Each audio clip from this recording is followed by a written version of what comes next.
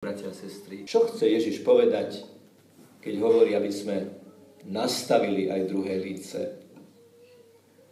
Tak čo máme tendenciu spraviť, keď nás niekto udrie po prvom líci? Dá nám facku, telesnú, duchovnú, duševnú, ľudskú.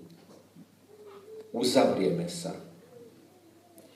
A niekedy to ide až do takej hranice, že povieme, s tebou som skončil. My už nemáme spolu o čom rozprávať.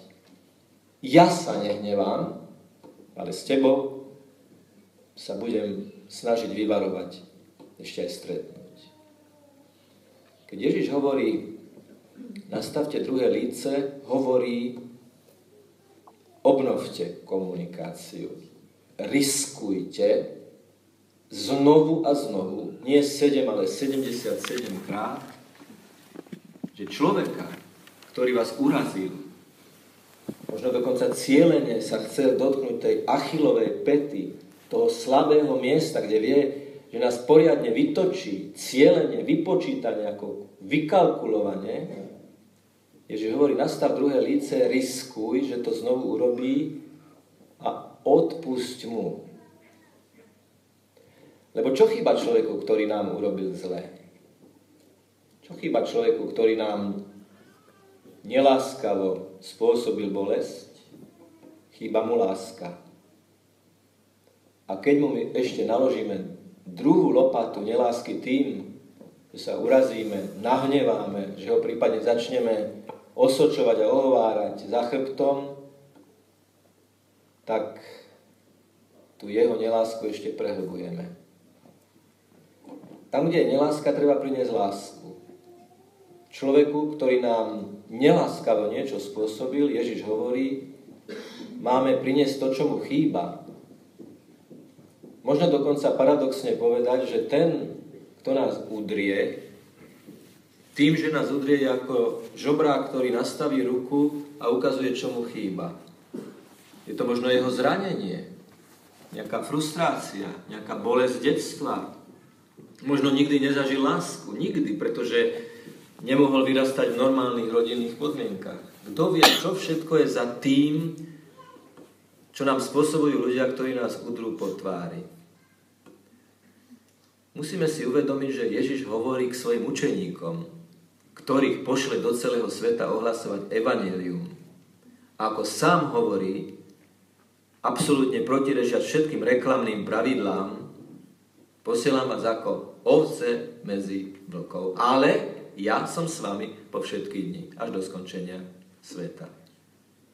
Čiže odpúšťanie a reštart vzťahov, reštart komunikácie je nevyhnutným predpokladom toho, aby sme sa stali kvasom moderného prostredia, v ktorom v najrôznejších úrovniach komunikácie tie šťuchy,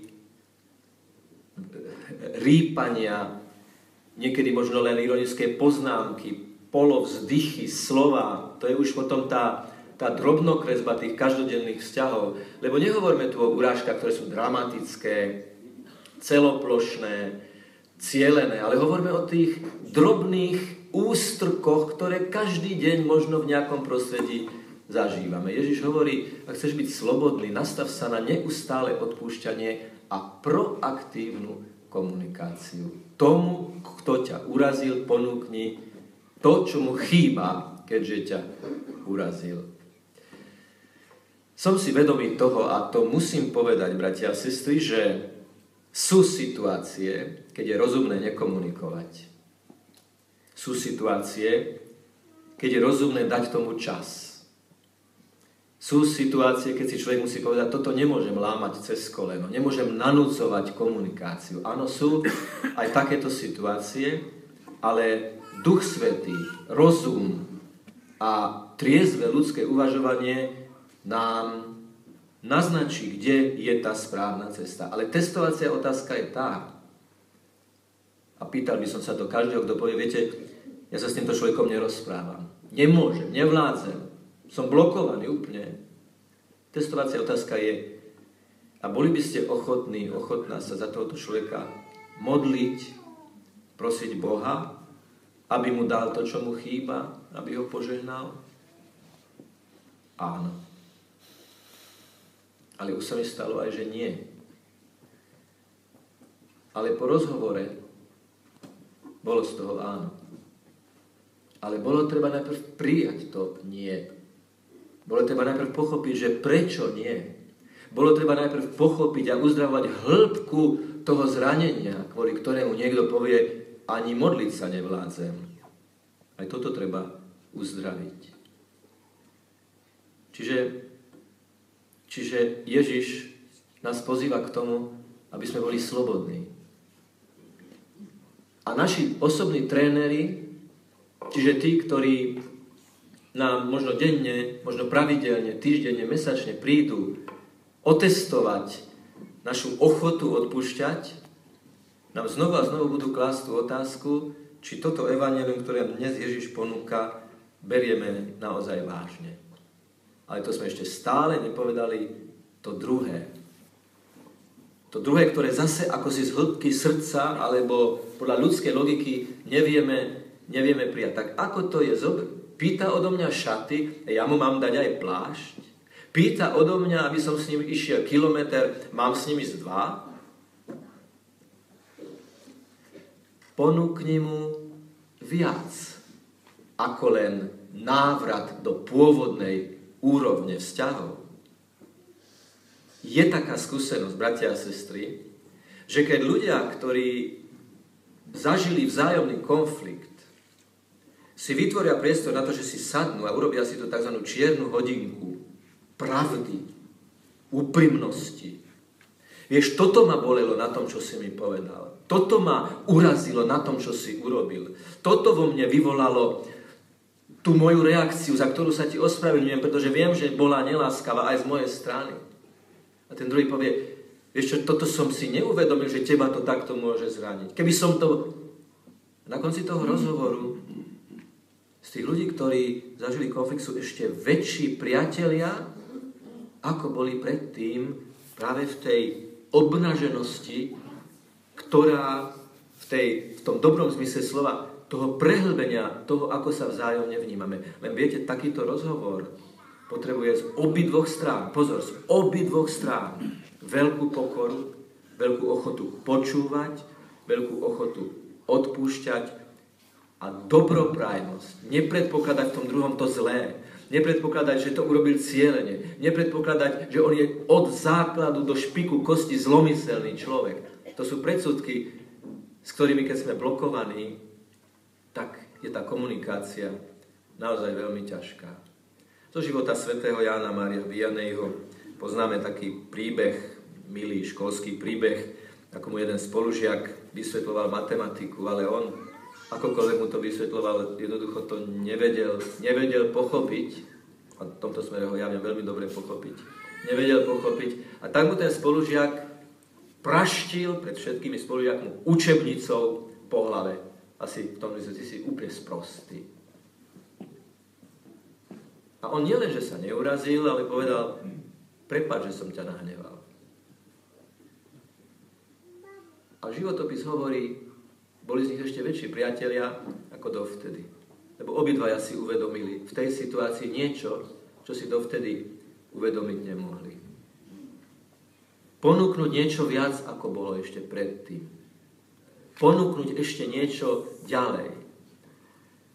Napríklad bezdomovec, ktorého vidíme a ktorému možno dáme občas nejaké peniaze. On pýta od nás tú 1 míľu, tie šaty. Ale možno nevie, že ja mu viem dať aj ten ďalší kilometr a tie ďalšie šaty. Pristaviť sa, opýtať sa, jak sa dostal do tejto situácie, dať mu obrázok s Pánom Ježišom a s modlitbou. Proaktívna komunikácia. My nie sme trpenou menšinou tejto spoločnosti. My práve v tej odpúšťajúcej láske túžime potom, aby toho, ktorý nás toto odpúšťanie učí, spoznali čím viacerí a zažili krásu slobody tých, ktorí sú na odpúšťanie stále nastavení. Poznám takýchto ľudí, ktorí sa neurazia, ktorí hneď konštruktívne riešia situáciu, ktorí sa neuzavrú do ulity a myslia si, že keď sa na druhého hnevajú, tak ho poriadne vytrestávajú. Bratia a sestry, ak ma niekto nahnevá a ja v tom hneve zotrvám, on ma drží v hrsti. Nie, ja som víťaz v pocite samospasiteľného, spravodlivého hnevu. Nie. Áno, prvé čítanie nám hovorí, upozorni svojho brata, aby si nemal podiel na jeho hriechu, na jeho vine. Ale sami viete, čo znamená, keď vám niekto vyčíta s odstupom, nadhľadom, láskou a citlivosťou. Chcem ti niečo povedať. Prepáč, že budem úprimný. Ale chcem ti toto povedať nie preto, aby som ťa urazil, ponížil. Nie pred všetkými, medzi 4 očami. A to je najväčší priateľ. Kto vie s láskou, s odstupom, nadhľadom, odosobnene povedať pravdu. Povedať pravdu. A úplne inak sa prijíma pravda povedaná s láskou, ako pravda povedaná pod tlakom vnútorného ega, kde síce ja hovorím pravdu tomu druhému človeku, ale tam strašne cíti to ego, že ti to hovorím ja. A žiadam to od teba i ja. A nalieham na teba i ja. Ak mi nejde od toho druhého, ak nezmením to ego na to, čo Ježiš hovorí, vykročte zo seba a pokročte k tomu druhému človeku. Tak dnes položme na paténu všetkých tých, voči ktorým máme blok, s ktorými sa možno už dlhodobo nerozprávame, alebo ktorých už dlho obchádzame. Nehovorím, že hneď zajtra treba aktívne ísť za nimi a povedať, tak sa teda poďme porozprávať. Nechajme to na Pána, nechajme to na Ducha, ale vo veľkej otvorenosti voči nemu, vo veľkej úprimnosti pred ním, ochotný prekvasovať spoločnosť odpúšťajúcou láskou, ktorá ponúka niečo viac, ešte niečo navyše, ešte tú 1 míľu, ešte ten plášť ľudskej dôstojnosti a otvorenosti. Konec koncov svätý Martin daroval zo svojho plášťa tú vnútornú tepelnú vložku a ponúkol tomu druhému uzimenému žobrákovi na kraji cesty, outsider by sme dnes povedali, aby mu ukázal, že ho to zaujíma, že ho ten človek zaujíma. Dá mu niečo zo seba, zo svojho. Dá mu svoj plášť. Tak možno tí, ktorí nás najviac urazili, sú najuzímenejší a potrebujú ten náš plášť, tú našu ochotu reštartovať s nimi vzťah. Pán Ježiš prichádza v Eucharistii a tak mu to všetko odovzdajme, lebo vzťahy sú zložité, konflikty sú veľmi komplikované, bloky sú niekedy veľmi, veľmi zložité, ako taký ťažký zámok na otvorenie, že kľúč k nemu nie je jeden, ale viac. Ale práve v tej zložitosti a otvorenosti voči Božej všemohúcnosti to Pánovi odovzdajme. A verte, bratia a sestry, že nie je slobodnejšieho pocitu, nie je slobodnejšieho vedomia ako to, že sme slobodní od hnevu. Teraz ja nehovorím o prvom emocionálnom návale hnevu nad niečím, čo je skutočne nespravodlivé a zlé. Áno, tomuto sa vyvarovať nemôžeme, ba dokonca to môže byť výrazom našej citlivosti voči zlu okolo nás. Ale konsekvencie, ktoré z toho vyvozujeme voči konkrétnym, tak povediac, pachateľom toho zla, si vždy vyžadujú to získaj človeka, získaj brata, získaj ho pre Ježiša. Predstavte si, že by kvások hodili do cesta zabalený v igelite.